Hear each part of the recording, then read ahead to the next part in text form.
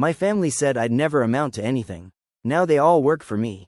Let me take you back to a time in my life I used to bury like a shameful scar. But now, I wear it like a medal. 10 years ago, I was 19.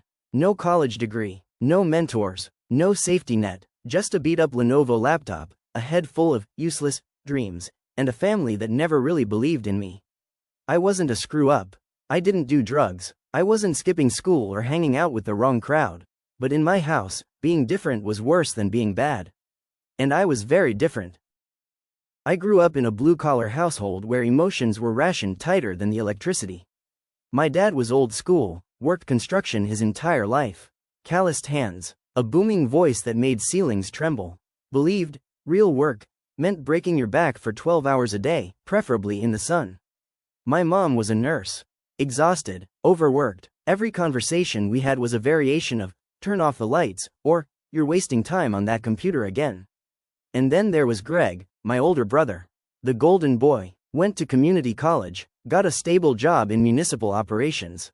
He dressed clean, talked smart, and followed every rule like it was a religion. To my parents, Greg was the embodiment of success. Me? I was the glitch in the system. I liked building stuff that didn't exist. I coded weird little games no one played. Built websites for fake companies just to see if I could. I taught myself JavaScript and Python from YouTube videos and forums no one in my house could even pronounce. But in our home, dreaming was just another word for delusional. I remember the exact day everything collapsed, April 6th. I had just turned 19. I was in the basement working on a browser-based rhythm game when my dad came downstairs and unplugged my laptop mid-code. No more freeloading. Get a job, pay rent, or get out. No yelling, no threats, just an ultimatum delivered like a death sentence. Greg was standing behind him, arms folded, watching it all play out like a judge at a sentencing. I left that night with a duffel bag, my laptop, and a head full of static. First, I crashed in my friend Leo's garage. Then someone's couch. Then, my Honda Civic. I showered at a 24-hour gym on a free trial. $8 store beans. Spent nights in libraries and fast food joints with decent Wi-Fi. I was hungry, literally and figuratively. I took $5 gigs on Fiverr. Fixed WordPress themes. Built inventory dashboards. Automated Excel reports. Anything I could get my hands on. Every line of code I wrote felt like a middle finger to everything my dad, Greg, and the world believed about people like me. One night, while browsing Reddit at a McDonald's, I saw a post by a struggling indie game developer named Clara.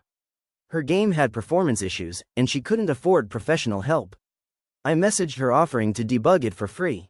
A few hours later, I sent her a working version.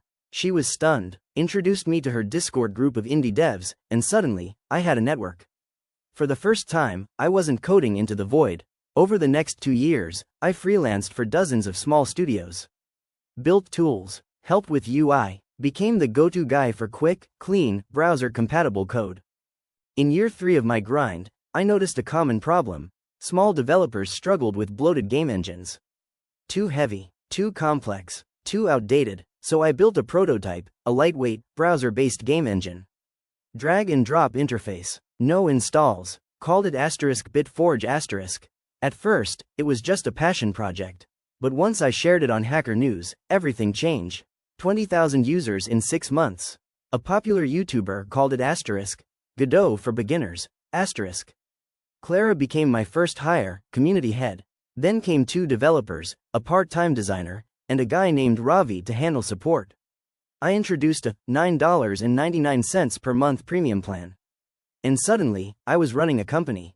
No VC, no loans, just relentless work and community love. By year 6, Bitforge was pulling in over $2 million in annual revenue. Bootstrapped, profitable, loved. My HR manager pinged me. Hey, got 2 new applications through Indeed. Thought you might want to see. Gregory H. applying for a mid-level ops role. Karen L., my cousin, applying for customer support. My heart stopped. They probably had no idea I was the one behind Bitforge. I thought about it, then told HR. Proceed as normal. No special treatment, no warnings. Let's see what happens. Karen came in first, polite, humble, and surprisingly sharp. Greg walked in a few days later, loud and confident like he owned the place. He didn't recognize me. I was different now, a beard, better clothes, posture that said, I built something. I stayed behind the scenes. Let HR handle onboarding. Let Karen and Greg settle in. Karen was a rock star, friendly, observant, eager to learn. Greg? Not so much. He had opinions on everything. Criticized our workflows. Suggested we replace our agile setup with a clunky government CRM because it was what he was used to.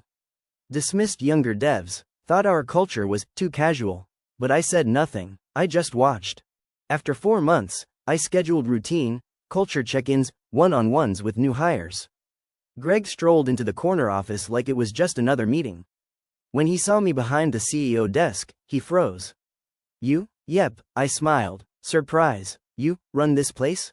I nodded. Built it from scratch. He looked around. The clean logo on the glass wall, the breakout zones, the standing desks, the smart boards, all things he once said were a waste of money when I first talked about startup culture years ago.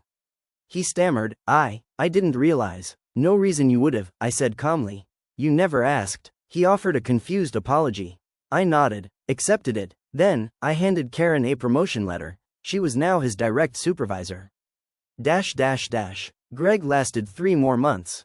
He couldn't stomach taking orders from Karen, someone he used to mock at family dinners for being soft and too artsy. After a tense team meeting, he stormed out and sent a final email saying the company lacked vision. We never replied. Months later, my mom called. We heard you started some kind of software company? I invited her and my dad to visit. My dad showed up in an old, too tight polo shirt. Silent, my mom gushed over the coffee machine in the lounge and the meditation room. I walked them through the office, showed them Clara leading a strategy meeting, Karen mentoring new interns, the gaming corner, the whiteboard walls covered in sticky notes and dreams. My dad looked around, stunned. Finally, he muttered, "Guess you weren't such a dreamer after all." I smiled. No, I still am. Just dreaming bigger than you ever could. Where I am now. Today, I speak at conferences. Mentor young coders. Invest in indie studios. I donate laptops and Wi-Fi routers to public libraries. The same ones that kept me alive when I was invisible. Karen is now head of operations brilliant, fierce, and someone I trust completely. Greg? Last I heard, he works in logistics. We haven't spoken since, but every morning, when I walk into the Bitforge office and see our name on the wall, I remember the kid in the basement with no roadmap and no believers. Because sometimes, the best revenge isn't yelling I told you so, It's becoming the kind of person they said you never could be, and hiring them just to prove you did.